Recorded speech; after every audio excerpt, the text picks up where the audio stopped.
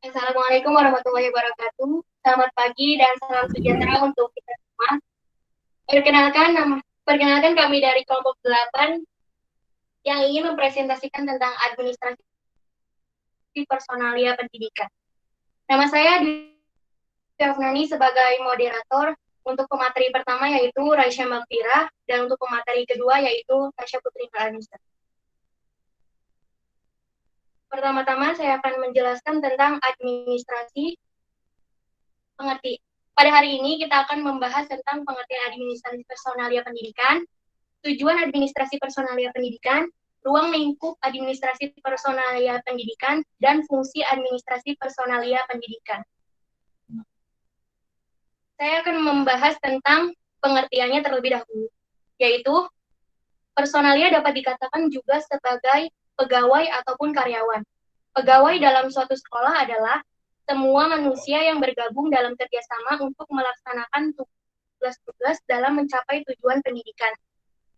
Dapat disimpulkan bahwa administrasi personalia merupakan seluruh proses kegiatan yang direncanakan dan diusahakan secara sengaja dan sungguh-sungguh serta dengan pembinaan secara berulang oleh para pegawai di sekolah untuk mencapai tujuan penyelenggaraan pendidikan sekolah itu dengan baik dan hasil yang diinginkan. Untuk selanjutnya yaitu tujuan administrasi personalia yang akan dibacakan oleh Raisya Malfira. Dipersilahkan. Tujuan administrasi personalia yang pertama, mendayagunakan tenaga kerja atau pegawai secara efektif dan efisien untuk mencapai hasil yang maksimal. Yang kedua, memelihara kebahagiaan pegawai. Yang ketiga, mewujudkan sistem sekolah yang mampu mengatasi kelemahan-kelemahan yang terjadi. Yang keempat, diperlukan peningkatan produktivitas pendidikan sebagai panduan fungsi keefektifan secara efisien dan kualitas. Yang kelima, memberikan peluang kepada para pegawai untuk meningkatkan karirnya.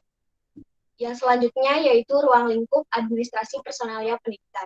Dalam ruang lingkup terdiri dari 3 bagian. Yang pertama, bidang tata usaha. Tata usaha di sekolah memiliki peranan penting dalam terlaksananya semua kegiatan di sebuah sekolah.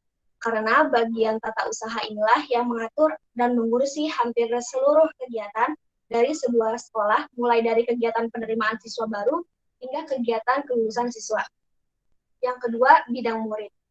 Di dalam Kamus Besar Bahasa Indonesia, murid berarti seorang yang sedang berguru atau belajar dan bersekolah.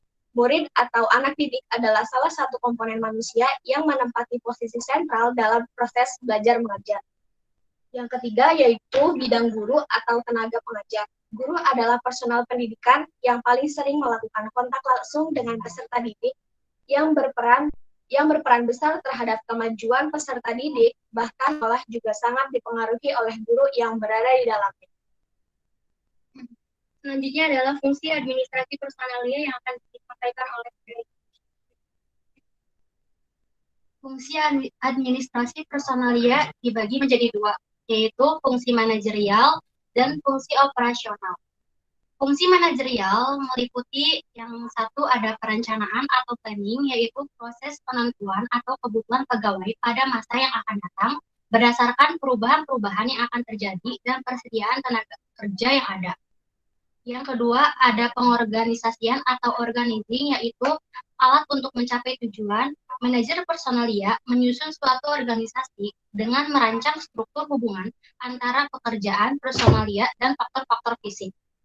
Yang ketiga, pengarahan atau directing, yaitu memberikan informasi yang perlu agar kegiatan dapat dilaksanakan dengan baik. Fungsi sederhana dari pengarahan adalah untuk membuat atau mendapatkan karyawan melakukan apa yang diinginkan dan harus mereka lakukan atau pemberian perintah. Yang keempat, ada pengendalian atau controlling adalah fungsi manajerial yang berhubungan dengan pengaturan kegiatan agar sesuai dengan rencana personalia yang sebelumnya telah dirumuskan berdasarkan analisis terhadap sasaran dasar organisasi. Yang kedua, ada fungsi operasional, di mana ini meliputi yang ke-1, ada pengadaan tenaga kerja atau recruitment, di mana pada fungsi ini yang diperlukan berupa usaha untuk menyelesaikan sasaran organisasi. Hal-hal yang dilakukan dalam kaitan ini adalah penentuan sumber daya manusia yang dibutuhkan, dan perekrutan, seleksi, dan penempatan. Yang kedua, ada pengembangan atau development. Pengembangan merupakan peningkatan keterampilan melalui pelatihan yang perlu untuk prestasi kerja yang tepat. Kegiatan ini amat penting karena perubahan-perubahan teknologi, reorganisasi pekerjaan, tugas manajemen yang semakin rumit. Yang ketiga, ada kompensasi atau compensation.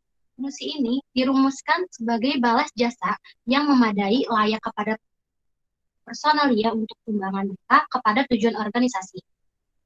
Yang keempat, ada integrasi atau integration.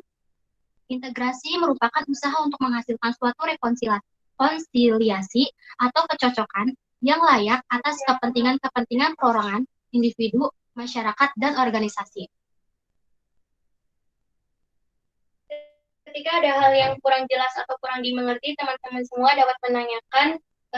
Kita menampung 3 pertanyaan. Silakan untuk yang ingin bertanya, kami persilakan.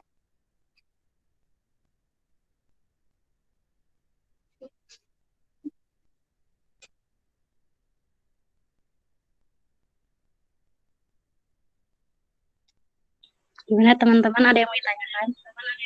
Gimana teman-teman, ada yang mau ditanya? Halo, izin bertanya. Iya. Iya. Maksud dari pengawasan dalam personalia itu seperti apa? Bisa dijelaskan? Terima kasih sebelumnya.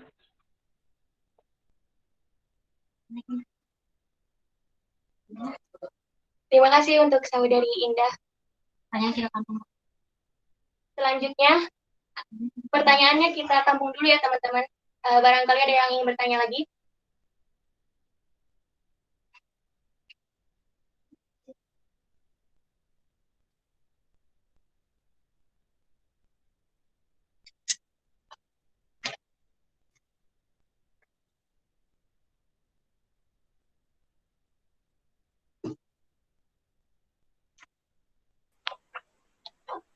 Apa ada yang mau bertanya lagi?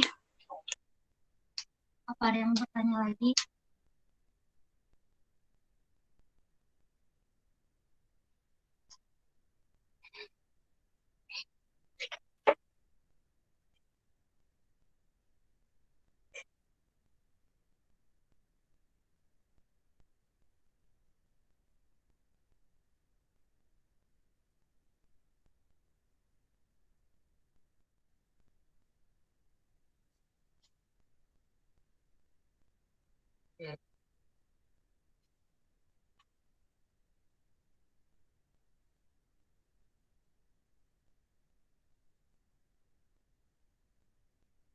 Nggak ada yang mau bertanya lagi?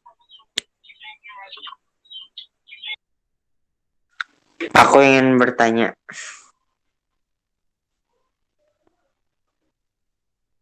Boleh lihat slide yang Iya, fungsi nggak? Fungsi yang tadi tuh sebelum yang ini. Aku nggak bisa buka PPT-nya lagi.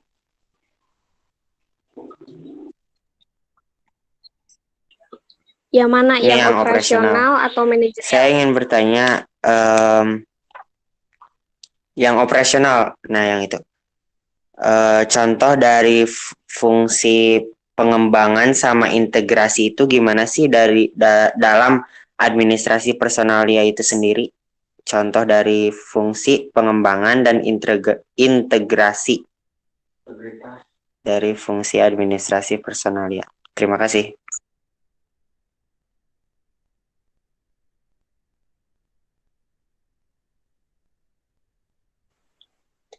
Baik, Aldi, terima kasih pertanyaannya. Apa ada yang mau bertanya lagi? Satu pertanyaan lagi, silakan.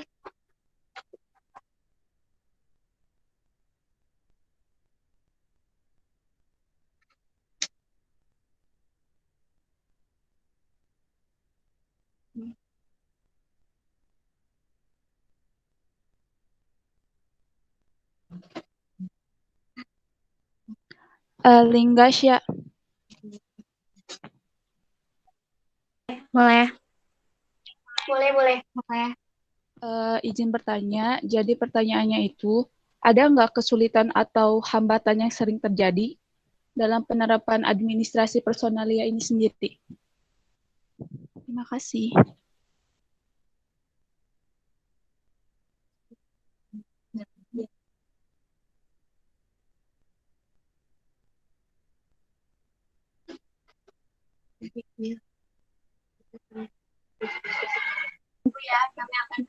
Mohon untuk dulu ya, kami akan mendiskusikan jawabannya. Terima kasih.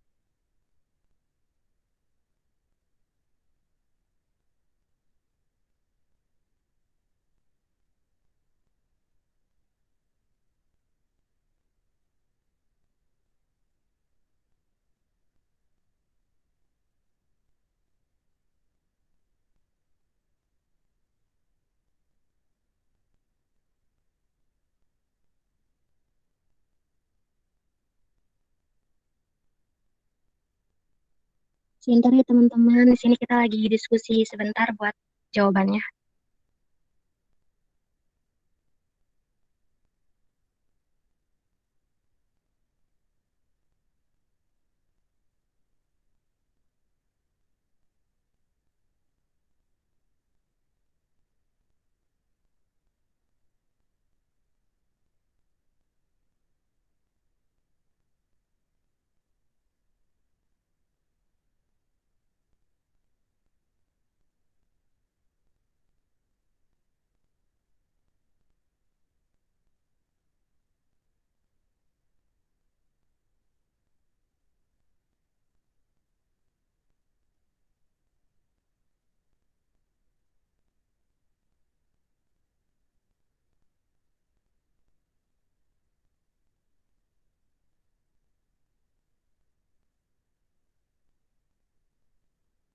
Kami akan menjawab pertanyaan dari saudari Indah. Indah tadi bertanya, apa maksud dari pengawasan personalia? Izin menjawab ya. Pengawasan itu sendiri memiliki arti yaitu suatu kegiatan mengamati serta membandingkan pelaksanaan dengan rencana serta mengkoreksinya apakah terdapat penyimpangan atau tidak. Sehingga dapat dengan kata lain, pengawasan merupakan suatu fungsi yang menyangkut mengenai permasalahan pengaturan berbagai macam kegiatan sesuai dengan rencana personalia yang telah dirumuskan sebelumnya sebagai dasar dari analisa dari tujuan organisasi yang fundamental. Apakah bisa diterima, Indah?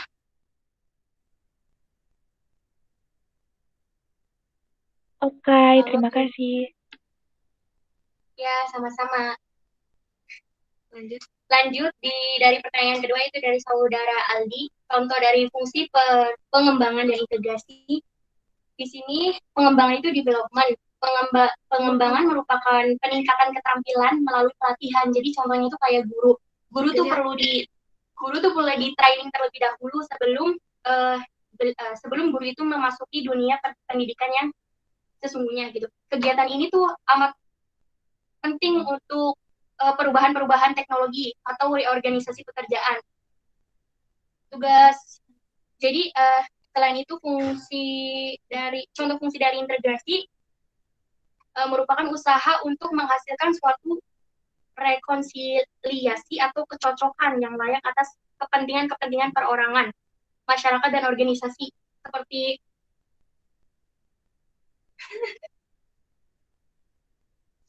contohnya seorang guru yang akan mengajar itu harus mengetahui dulu teknik mana yang cocok untuk murid-muridnya. Kan nggak semua murid di kelas itu pintar, ada juga yang mungkin lambat dalam menangkap materi yang diberikan oleh guru. Makanya guru sebelum mengajar harus punya teknik integrasi atau mencocokkan teknik mana yang cocok untuk diberikan kepada murid-muridnya. Bagaimana Aldi, apakah bisa diterima? Oke, kalau untuk guru sih ya mungkin bisa dibilang gitu. Kalau kita sendiri sebagai mahasiswa gimana tuh contohnya? Bagi area mahasiswanya gitu teh.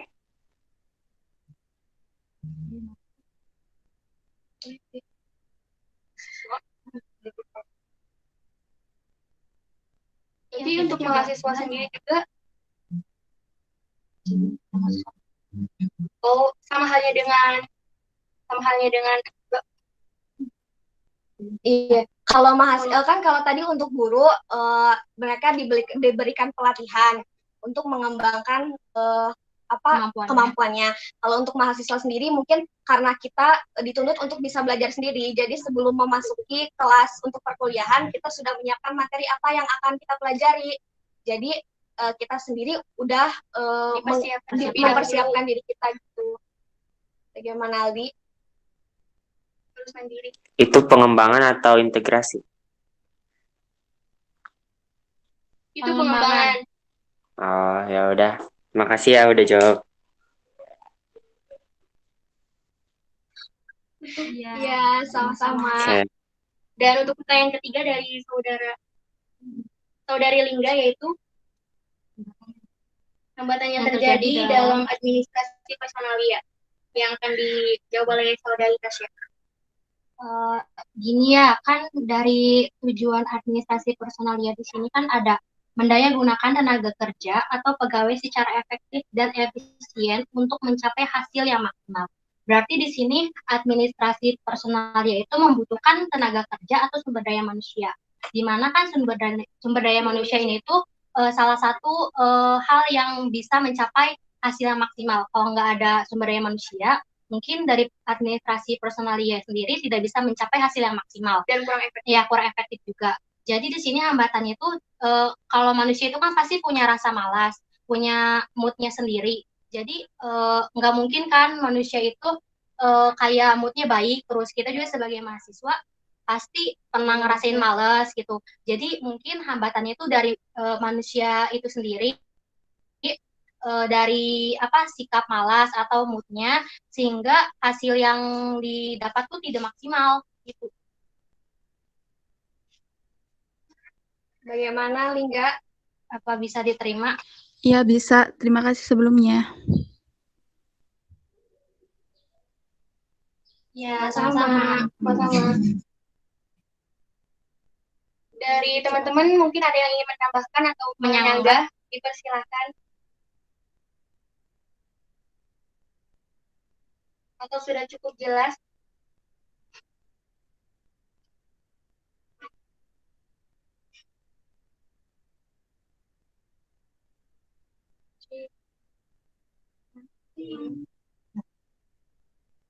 Gimana teman-teman? Gimana teman-teman?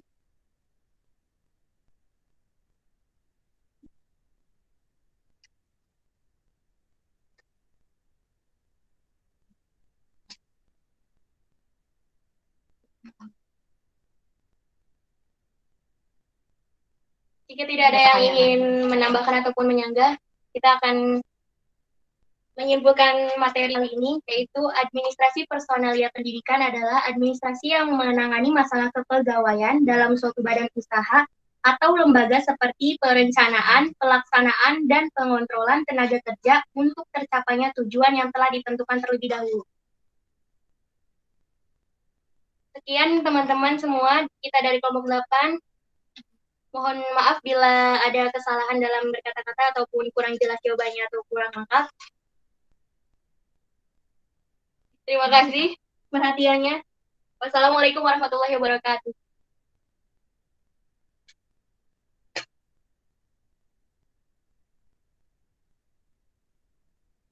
Waalaikumsalam warahmatullahi wabarakatuh.